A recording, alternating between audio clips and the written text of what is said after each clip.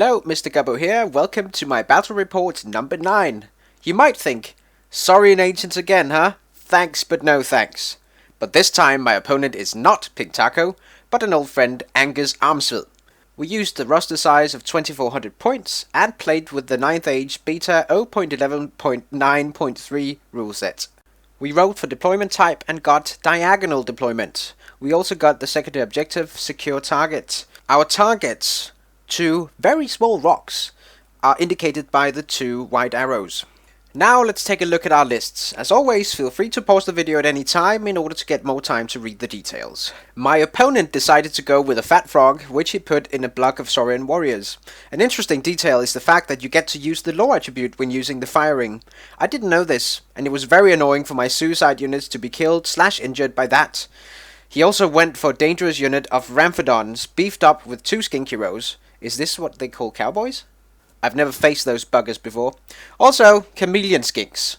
I have heard of their anti-monster prowess, but let's see how Dumdy the Giant deals with them. He's the Swedish giant. Yup, I already spoiled a bit about my own list. To be honest, I forgot that we were supposed to play with 2400 points, so I just expanded a 1500 point Cave Gobbo theme list, which I planned on bringing to a local tournament the next day, in order to meet the requirement of 2400 points. So I apologize for the inconvenience if it doesn't look too balanced. But anyway, I will buy everything! Or 2 of everything. 2 Goblin Kings, 2 Spellcasters, 2 big Cave Goblin blocks, 2 Nasher herds, 2 Nasher Dasher units, and 2 Wrecking teams. Let's see how it goes. As for spells, my Cave Goblin Big Shaman got 5 spells because of the Tome of Arcane Knowledge, all taken from the Path of Shadows. I got the spells I wanted, the signature spell, Shadow Miasma, Devouring Darkness, and Mind Razor. I also wanted to try the Orb of Blackness, as it may help to protect my units a bit from charges, and maybe disrupt the movement of my opponent a bit. My other Cave Goblin Shaman got the signature spell from the Path of the Little Green Gods. It is rather excellent against chaff units. After deployment, the Ramphadons put their 2 Prey Scent counters on my Gobbo blocks. The Ramphadons will then gain reroll to hit and an additional D3 attacks against the designated units. So it's not something you can just ignore. And now to the long-awaited battle plan. Number 1, where's the fighting, lads? Number 2, where did our kit launchers and splatterers go? Number 3, who's gonna get squashed? Number 4, Number 5, victory! Ready, please! My opponent got the first turn, so let's get on with it. The Saurian Ancients turn 1. So, in the movement phase, my opponent moves up a bit, but not too quickly. Me not having any war machines makes him hold back in a comfortable fashion. In the magic phase, the Fat Frog casts a fireball on my left Nasher herd, killing only 1.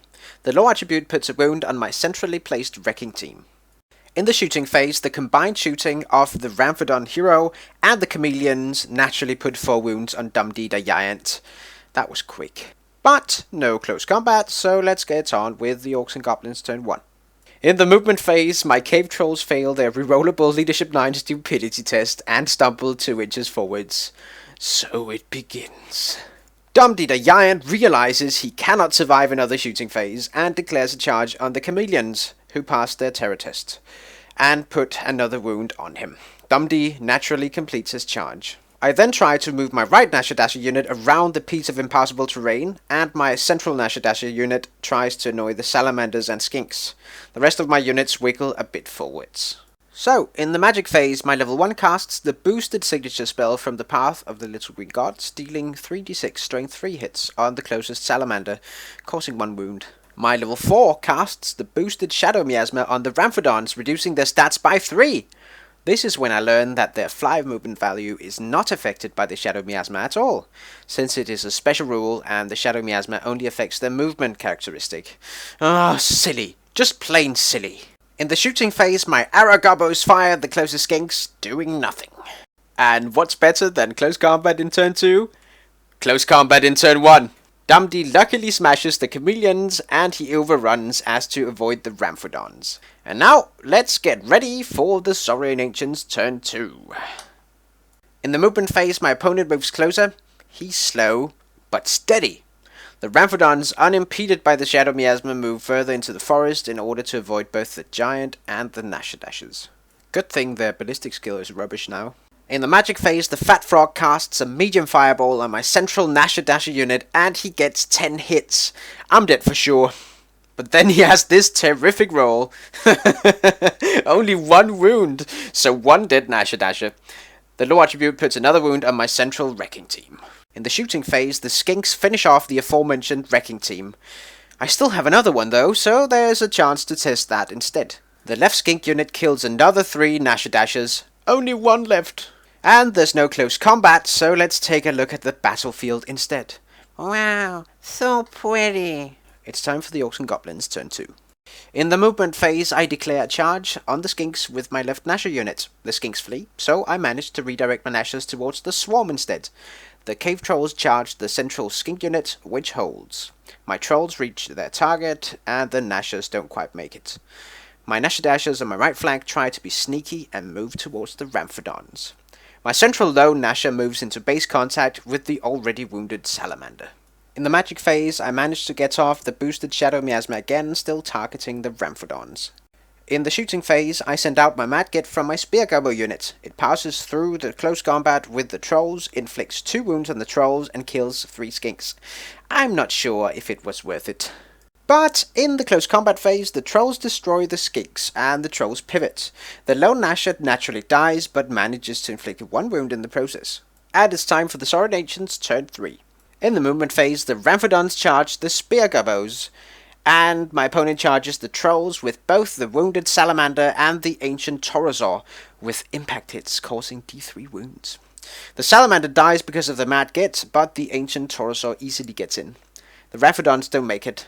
The skinks rally. My opponent moves the rest of his units about a bit. In the magic phase, I think my opponent got unlucky here and didn't get a single spell through. So let's go to the shooting phase, where the remaining Salamander shoots pure nastiness through my arrow Gobbos, killing 14.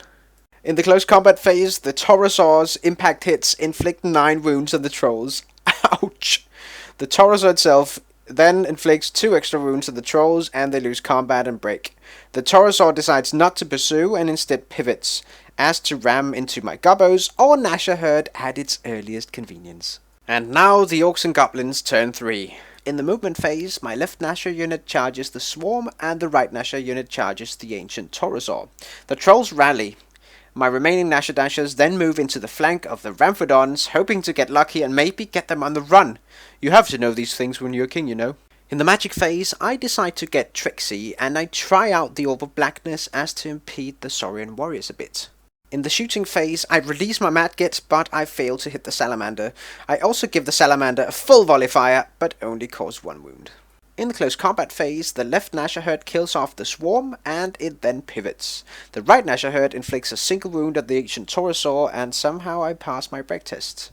The Nashadashers, well, I think it ends up being a draw, and my opponent makes a combat reform, getting ready to eat me properly. So much for my Goblin King knowledge. And now the Saurian Ancients turn 4. So, in the movement phase, the Caimans charge the Nasher herd. The Saurian warriors, still able to spot the Nashers, try to charge them too. To my luck, my opponent makes a horrible charge roll. The Caimans reach their target. My opponent then moves his Salamander out of the way of the Madget to get that nice flank shot on my arrow Gobbos. And the skinks move closer to the Madget. I wonder what they're trying to do. In the magic phase, the Fat Frog casts a fireball on Dumdida Giant, killing him. The low attribute then kills 3 Spear Gobbos. The Fat Frog then gives the Caimans +1 toughness and a 5-up ward save. The low attribute then kills another 3 Spear Gobbos. When I compare the fire low attribute with the Little Green Gods version, I get a little misty-eyed and jealous. In the shooting phase, the Salamander kills around 21-ish Gobbos. Ouch. I won't blame them if they run away now. They pass their panic test though. The skinks kill the Madget. In the close combat phase, well, the Caimans kill too many Nashers and the rest of the herd explodes, doing no real damage to the Caimans. The Caimans then pivot. My Nashadashers are obliterated along with my chief by the Ramphrodons. The ancient pterosaur kills too many gnashers and the herd explodes, dealing no damage as there has to be at least 3 gnashers left to do that. Everything goes according to the goblin plan. It's time for the Orcs and Goblins turn 4. In the movement phase, my cave trolls charge the salamander and they reach their target. My cave Gobbos just remain stationary, getting ready to receive punishment. In the magic phase, devouring darkness kills 9 Saurian warriors. I also placed the Orb of Blackness as to force some dangerous terrain tests on the Pterosaur and the Ramphrodons. They will surely charge me next turn. In the shooting phase, I shoot at the Caimans with my arrow Gobbos, but I don't wound them. What can you expect with strength 3 shooting? In the close combat phase, with the trolls, nothing happens. I win because of the charge, but the salamander sticks. And now the Saurian Ancients turn 5. Oh, how I wish I had thrown weapons and the poison banner on my spear Gobbos. Well, here they come. The Pterosaur and the Ramphrodons charge the spear Gobbos. Luckily, my Gobbos passed their terror test. The Caimans charge the arrow Gobbos. All chargers reach their intended targets. The Saurian warriors then move in to take the secondary objective. In the magic phase, I use my Dispel Scroll, since my level 1 Gobbo will surely be eaten by the Pterosaur, and get lucky dispelling the other spells so my opponent doesn't get any spells off. And there was no shooting in the shooting phase. And now the close combat phase. My BSB dies, Mr. Gobbo flops, and somehow my Gobbos fail their Leadership 9 test and make a run for it. Luckily they escape for now. In the other combat, I lose 19 Gobbos and Mr. Gobbo wannabe takes a wound, but I manage to wound some of the Skyriders, killing 3. I get lucky and I pass my leadership test. The salamander and trolls still just look at each other stupidly, neither side figuring out just how to hurt one another. And so, it's time for the Orcs and Goblins turn 5. Well, in the movement phase, my wrecking team moves through the Spear Goblins, Pterosaur, and Skyriders. I kill 2 Goblins, inflict 1 wound on the Skyriders, and no wounds on the Pterosaur. I don't know what I expected. I'm definitely using it wrong. My Aragobos rally and reform to face the Caimans with more ranks. And in the magic phase, I get off the Might Razor on my Spear Gobbos and the Shadow Miasma on the Skyriders. This should allow me to strike first and inflict a lot of wounds. And there was no shooting in the shooting phase. Now close combat. What? I totally flop with everything, not inflicting a single wound. I then lose combat, and the Pterosaur and Skyriders catch me. You gotta love how goblin armies are capable of imploding in spectacular fashion. But hey, what's that? My trolls actually killed the salamander. I'll take all the help I can get. And now, the Saurian Ancients turn 6. Rawr! In the movement phase, the Caimans charge Mr. Gobbo's arrogates, who have been demoted to bunker status. The Saurian warriors charge the trolls. My opponent cleverly moves the Pterosaur away from the Gnasher wrecking team so he doesn't risk losing it. If the wrecking team is still alive in my turn 6, which is highly unlikely. In the magic phase, my opponent doesn't want to risk getting any miscasts, so not an eventful magic phase. And no notable shooting. So, in the close combat phase, the trolls get wrecked by the Saurian warriors and they make a run for it, fleeing through my Gobbos. I lose my level 4 shaman, Mr. Gobbo takes a wound, and 1 goblin dies from stomps. I only inflict 2 wounds back, and it is a draw. I felt the loss of my big shaman was quite unfortunate, since my opponent had to hit and wound with all 3 attacks. But you can't be lucky all the time. This is it, the last turn of the game, the Orcs and Goblins turn 6. In the movement phase, my remaining cave troll flees off the table, and my wrecking team moves into the forest, but luckily survives. And now, no magic, no shooting, so let's jump straight to the close combat phase. I win combat by 2, but the Cayman sticks. And that's it. End of the game, a decisive 8-2 victory to the Saurian Ancients. What a disaster for Mr. Gobbo, but he's still alive! My opponent was a better player and had a better constructed army. The game was still fun to play though. I decided after this game that I would not bring a Cave Goblin Fluff army to the local tournament scheduled for the following morning, as I didn't feel like losing 10-0 every game. My opponent also thought that my list was maybe unnecessarily soft. So, on his suggestion, I tried something else for the tournament. Stay tuned for my next 3 battle reports where I will take you through the tournament as observed through the eyes of Mr. Forest Gobbo. Thank you for watching, so long, and thanks for all the fish. I should go, Mr. Gobbo out.